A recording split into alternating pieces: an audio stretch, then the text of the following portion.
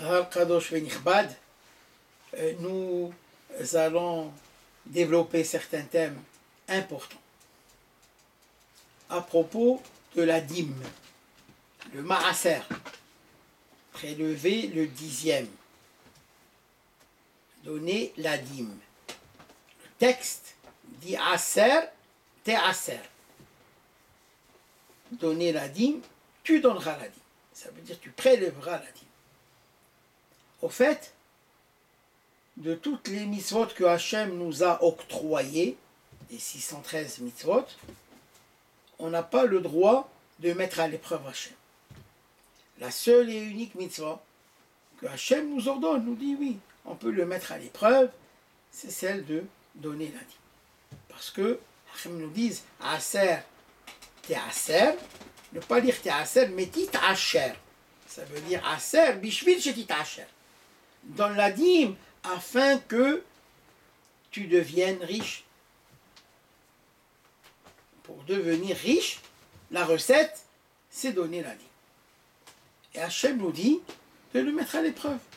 Et on voit que tout celui qui donne la dîme, Kadosh Baruch Hu lui octroie la richesse automatiquement. La question qui se pose et qui s'impose, quelle est la différence entre le maaser, la dîme, et la sédaqa? On sait que la sédaqa, contrairement à la traduction populaire, sédaqa ne veut pas dire charité. Charité est un terme laïque, contraire au concept du judaïsme. La sédaqa veut dire justice.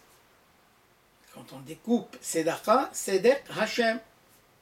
Le Zohar Kadosh nous a appris à faire cette décomposition. Entre sédek Hachem, la justice de Dieu. Il y a des gens qui, à longueur de journée, donnent beaucoup de sédaqa. Ils reçoivent des gens, des nécessiteux, des shlichim d'Israël, de partout, et ils donnent. Et parfois, il arrive qu'au bout d'un mois, ils ont donné beaucoup plus que le maaser. Mais la mitzvah de sédaqa n'est pas comptabilisée comme maaser. Et on ne peut pas, à travers la sédaqa, mettre à l'épreuve Hachem. Quelqu'un qui donne la sédaqa constamment, il peut devenir riche comme pas.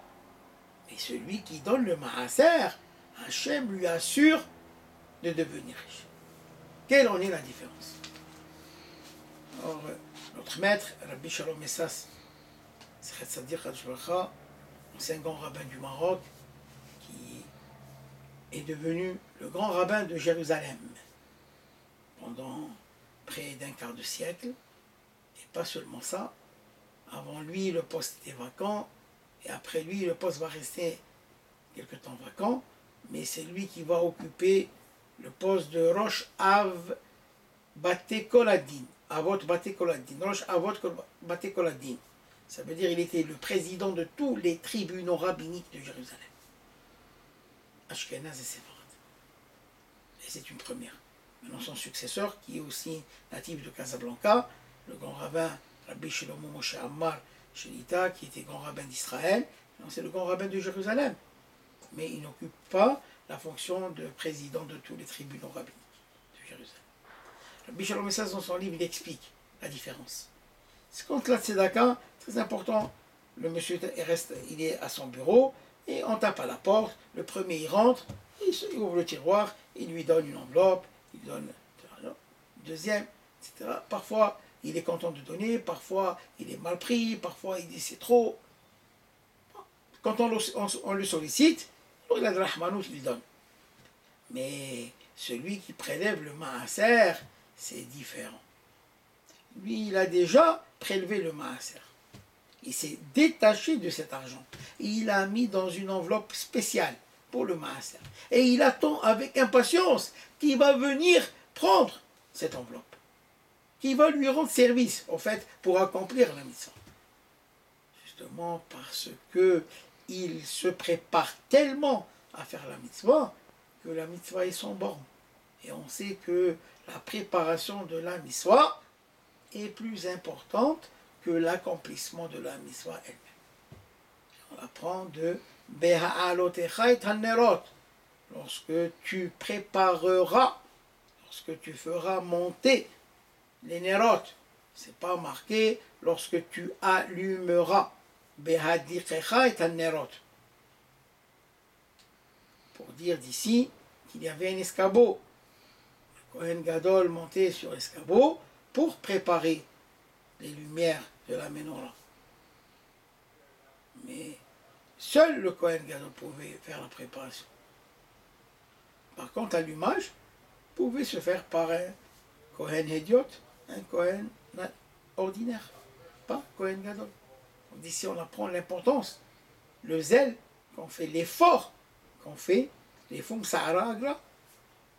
Selon l'effort, il y a la récompense liée à cet effort, justement. Le Kadosh Baruch Hu, il voit que la personne qui a travaillé, elle a fait ses comptes, elle a retiré le 10e de son gain et l'a déposé soigneusement dans un endroit précis et attend avec impatience qui va venir le prendre. Cette préparation fait du maaser une mitzvah exceptionnelle en soi. Une mitzvah si importante que par cette mitzvah, on peut mettre à l'épreuve Hachem.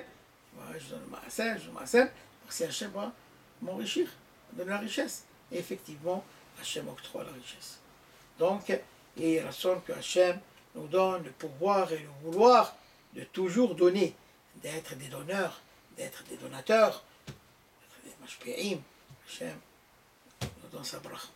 Alechem tavou bekatou.